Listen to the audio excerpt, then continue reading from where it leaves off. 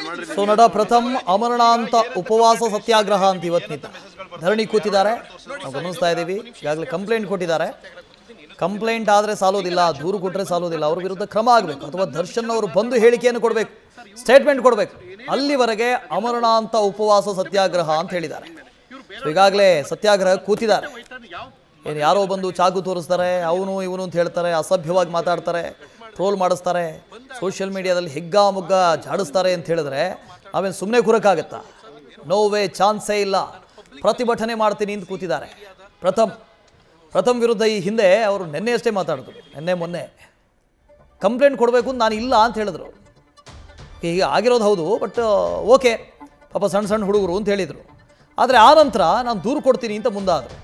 ಯಾಕೆ ಅಂದರೆ ಅವ್ರಿಗೆ ಆಗಿರುವಂಥ ಮಾನಸಿಕ ಹಿಂಸೆಯಲ್ಲಿವರೆಗೆ ಆಗಿರಬೇಡ ಹೇಳಿ.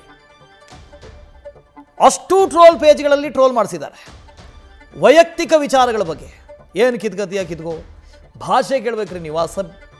ಎಂಥ ಅಸಭ್ಯ ಅಸಹ್ಯ ಅಂತ ಕೇಳಿದ್ರೆ ಬಾಯಲ್ಲಿ ಬರಲ್ಲ. ಅಂಥ ಮಾತುಗಳು, ಅಂಥ ಮೆಸೇಜ್ಗಳು, ಅಂಥ ಟ್ರೋಲ್ಗಳು. ಸೊ ಈಗಾಗಲೇ ಅಮರಣಾಂತ ಉಪವಾಸ ಸತ್ಯಾಗ್ರಹ ಕೂತಿದ್ದಾರೆ. ನಟ ಪ್ರಥಮ್ ಎದ್ದೇಳೋದಿಲ್ಲ ಇಲ್ಲಿಂದ ಅಂತ. ಒಂದಾ ದರ್ಶನ್ ಬರಬೇಕು, ಕ್ಲಾರಿಫಿಕೇಶನ್ ಕೊಡಬೇಕು. ಅಲ್ಲಿವರೆಗೆ ನಾನು ಎದ್ದೇಳೋದಿಲ್ಲ. ನನಗೆ ಜೀವ ಬೆದರಿಕೆ ಹಾಕಿದಾರ್ರಿ. ಸ್ವಲ್ಪ ಯಾಮಾರಿದ್ರು ಅವತ್ತು ಚುಚ್ಚೆ ಬಿಡೋರು ನನಗೆ. ಅಷ್ಟು ಜನ ಸೇರ್ಕೊಂಡು ಬಂದಿದ್ರು. ಯಾರವರೆಲ್ಲ? ದರ್ಶನ್ ಅವರ ಪಕ್ಕದ ಬ್ಯಾರೆಕ್ನಲ್ಲಿದ್ದರು ಅಂತ ಹೇಳ್ತಾ ಇದ್ರು. ಸೆಂಟ್ರಲ್ ಜೈಲ್ನಲ್ಲಿದ್ದಾಗ ದರ್ಶನ್ ಅವರ ಪಕ್ಕದ ಬ್ಯಾರೆಕ್ನಲ್ಲಿದ್ದರು ಅವರು. ಹಾಗಾಗಿ ಅವರೇ ಹೇಳಿ ಕಳಿಸಿರ್ತಾರೆ, ಅವರೇ ಮಾಡಿಸಿರೋದು ಇದನ್ನ ಅಂತ ಅವ್ರ ಆರೋಪ.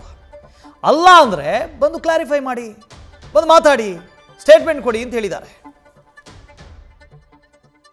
ಕನ್ನಡ ಚಿತ್ರರಂಗದಲ್ಲಿ ಇದಾಗಬಾರ್ದಾಗಿತ್ತು, ದುರಂತ ಬೆಳವಣಿಗೆ. ಆಮೇಲೆ ಯಾರೋ ಹೇಳ್ತಾ ಇದ್ದಾರೆ ಸೌಜನ್ಯ ವಿಚಾರಕ್ಕೆ ದಿಪ್ಸಪ್ಸ್ ಅಲ್ಲ ಸರ್, ಆ ಹೆಣ್ಮಗುಗೆ ಯಾರು ನ್ಯಾಯ ಸಿಗಬೇಕು ಅಂತಾರೆ, ಸಿಗಬಾರ್ದು ಅಂತ ಹೇಳಿ ಆರೋಪಗಳ ಶಿಕ್ಷೆ ಬಿಸಿ ಮುಟ್ಟಿಸ್ಬೇಕು, ಮುಟ್ಟಿಸ್ತಾ ಇದ್ದೀನಿ ಸರ್.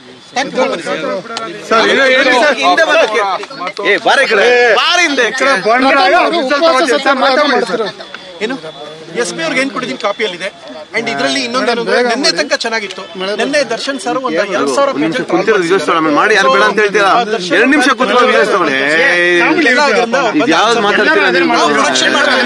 ಅವರು ಇನ್ನು ಮಾಡ್ಕೊಂಡು ಒಳ್ಳೇದಾಗ್ಲಿ, ಅವ್ರು ಬಂದು ಉತ್ತರ ಕೊಡ್ಬೇಕು.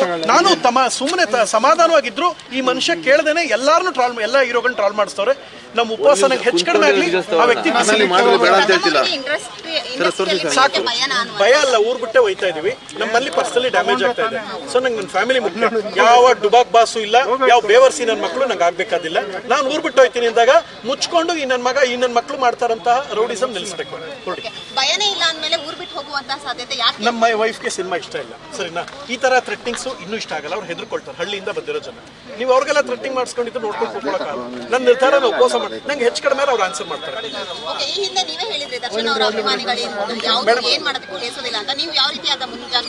ಈಗ SP ನಮ್ಮ ಮನೆಗೆ SP ಮತ್ತೆ ಕಮಿಷನರು ಮತ್ತೆ ಬೆಂಗಳೂರು ಸಿಟಿ ಕಮಿಷನರು ನಮ್ಮ ಮನೆಗೆ ಸೆಕ್ರೆಟರಿ ಕೊಟ್ಟಿದ್ದಾರೆ. ದೊಡ್ಡಬಳ್ಳಾಪುರದ ಇನ್ವೆಸ್ಟಿಗೇಷನ್ ನಡೀತಾ ಇದೆ. ಬ್ಯಾರಿಕಲ್ ಇದ್ದವರು ಇದು ಮಾಡಿದ್ರೆ ಅವ್ರು ಕೇಸ್ ಕೊಡ್ತಾರೆ. ನಂಗೆ ಶಕ್ತಿ ಇಲ್ಲ ಮಾತಾಡಕ್ಕೆ.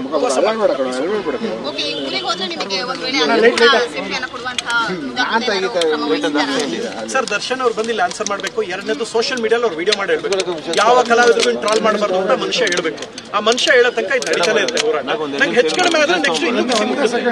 ಇಷ್ಟು ನೋಡ್ಬೇಕು. ಏನು ಮಾಡ್ಬೇಡ ಅಂತ ಹೇಳ್ತಿಲ್ಲ, ಬೇಡ ಕಾನೂನು ಹತ್ರ ಬೇಡ. ಪ್ರಥಮ ಯಾವ ದೊಡ್ಡ ಮನುಷ್ಯ ಬನ್ನಿ, ಅವರು ಹೆಂಗನ ಮಾಡ್ಕೊಳ್ರಿ. ನೋಡಿ ನಾನು ಒಂದು ವಾರದಿಂದ ತಡೆದಿದ್ದೀನಿ, ಇನ್ನೂ ತಡೆಯಲ್ಲ. ಉತ್ತರ ಕೊಡ್ಬೇಕು. ಜಾಗ ಮಾಡ್ಕೊಂಡು SP ಆಫೀಸಲ್ಲಿ ಅರ್ಧಂಬರ್ಧ ಹೇಳ್ತೀನಿ. SP ಆಫೀಸಲ್ಲಿ ಯಾಕೆ ಕೂತಿದ್ದೀವಿ ಅಂದ್ರೆ ದರ್ಶನ್ ಅವರು ಮತ್ತೆ ಅವ್ರ ಅವ್ರು ಎಲ್ಲ ಮಾಡಿ ಆಮೇಲೆ 2 ನಿಮಿಷ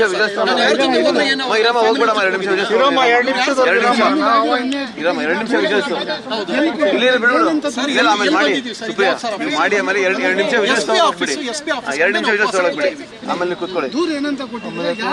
ಸರ್ ಇವತ್ತು ಮಳೆ ಬರ್ಲಿ, ಪ್ರಾಣ ಹೋಗ್ಲಿ, ಆಮರಣ ಅಂತ ನೀರು ಕುಡಿ. ನಂಗೆ ಹೆಚ್ಚು ಕಡಿಮೆ ಮಾಡ್ಕೊಳ್ಳಿ, ನೀಟಾಗಿ ಮಾಡ್ಕೊಳ್ಳಾಯ್ತು.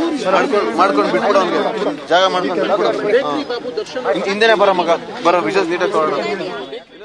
ಮಳೆ ಬರಲಿ, ಪ್ರಾಣ ಹೋಗಲಿ, ಇಲ್ಲೇ ಕೂತಿರ್ತೀನಿ, ಧರಣಿ ಮಾಡ್ತೀನಿ ಅಂತ ಕೂತಿದ್ದಾರೆ ಪ್ರಥಮ್.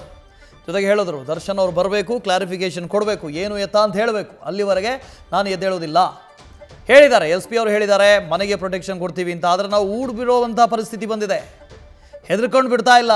ನಮ್ಮ ಹೆಂಡತಿ ಮಕ್ಕಳಿದ್ದಾರೆ, ಅದಕ್ಕೋಸ್ಕರ ಹೆದರಬೇಕಾಗಿದೆ, ಊರು ಬಿಡ್ತಾ ಇದ್ದೀನಿ ಅಂತ ಹೇಳಿದ್ರು ಅವರು. ನಾವು ಹಳ್ಳಿಯವರು, ನಮಗಿದೆಲ್ಲ ಗೊತ್ತಿಲ್ಲ, ರೌಡಿಸಮ್ ಮಾಡ್ತಾರೆ, ನಿಲ್ಲಿಸ್ತಾರೆ, ಥ್ರೆಟನ್ ಮಾಡ್ತಾರೆ, ನಿನ್ನ ಕೊಂದು ಬಿಡ್ತೀನಿ ಅಂತ ಹೇಳ್ತಾರೆ, ಚಾಕು ತೋರಿಸ್ತಾರೆ, ಹೆದರಿಸ್ತಾರೆ. ಹಾಗಾಗಿ ಕಾನೂನಾತ್ಮಕವಾಗಿ ಕ್ರಮ ಆಗಬೇಕು, ಇಲ್ಲದೆ ಹೋದರೆ ಊರು ಬಿಟ್ಟೇ ಹೋಗ್ಬಿಡ್ತೀನಿ ಅಂತ ಹೇಳ್ತಾ ಇದ್ದಾರೆ.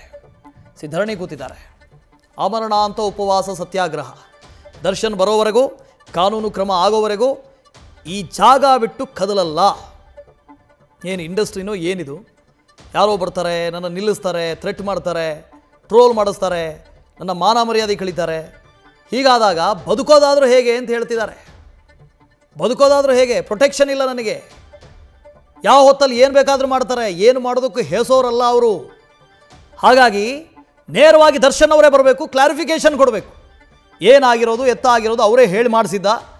ಯಾಕೆಂದರೆ ಅವ್ರ ಜೊತೆ ಇದ್ದಂಥವ್ರು ಯಾರೆಲ್ಲ ಥ್ರೆಟ್ ಮಾಡೋದಕ್ಕೆ ಬಂದಿದ್ರೋ, ನಿನ್ನನ್ನು ಸಾಯಿಸ್ತೀನಿ ಅಂತ ಹೇಳೋದಕ್ಕೆ ಬಂದಿದ್ರೋ, ಅವರೆಲ್ಲರೂ ದರ್ಶನ್ ಅವರ ಪಕ್ಕದ ಬ್ಯಾರೆಕ್ನಲ್ಲಿ ಇದ್ದಂಥವ್ರಂತೆ. ಈ ಹಿಂದೆ ಅವರು ಯಾವುದೋ ಕೇಸಲ್ಲಿ ಫಿಟ್ಟಾಗಿ ಹೋಗಿರುವಂಥವ್ರು ಮತ್ತು ಬಂದು ಚಾಕು ಹಿಡ್ಕೊಂಡು ನಡು ರಸ್ತೆಯಲ್ಲಿ ನಿಲ್ಲಿಸಿ ಅವಾಚ್ಯವಾಗಿ ನಿಂದಿಸಿ ಬೈದು ಕೊಲೆ ಮಾಡ್ತೀನಿ ಅಂತ ಬೆದರಿಕೆ ಹಾಕಿ ಹೋಗಿದ್ದಾರೆ. ನಮ್ಮ ಬಾಸ್ ಬಗ್ಗೆ ಮಾತಾಡ್ತೀಯಾ ಅಂತ.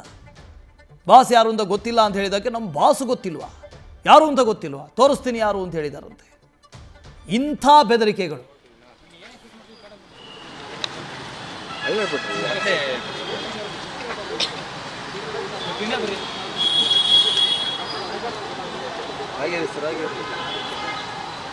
ನಿಮ್ಗೆಲ್ಲ ಒಂದು ನೆನಪಿದ್ಯಾ?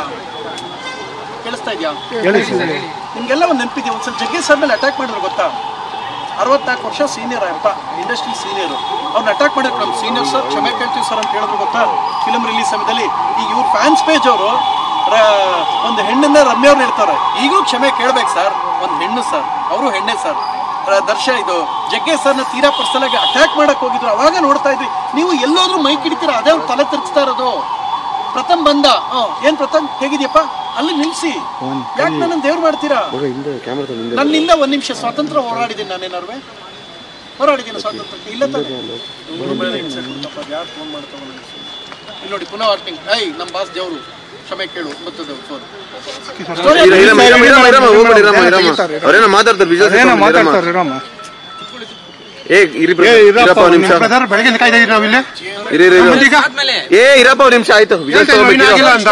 ವಿಜಯ ಸ್ವಾಮಿ ಕಿರಪ್ಪ, ಈಗಾಗಲೇ ಏನು ಬಿಡಕ್ಕಾಗಲ್ಲ, ವಿಜಯ ಸೇತುವೆ ಬಿಡಕ್ಕಾಗಲ್ಲ. ಮೇಲೆ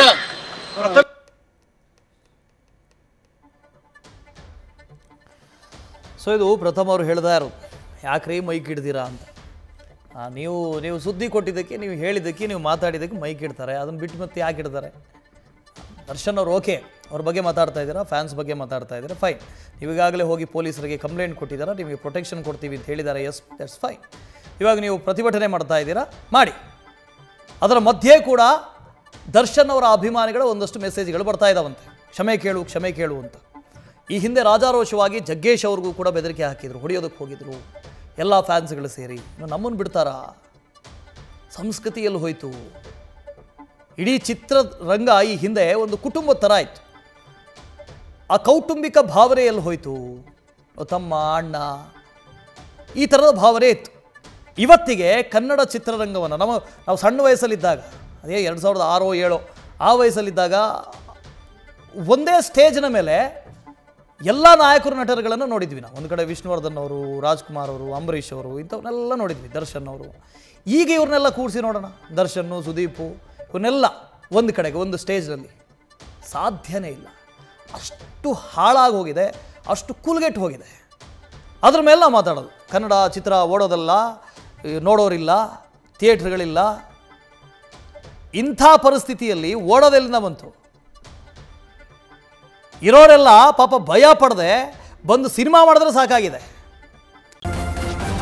ನ್ಯೂಸ್ ಫಸ್ಟ್, ನಿರ್ಭೀತಿಯಿಂದ ನಿಮ್ಮ ಪರವಾಗಿ.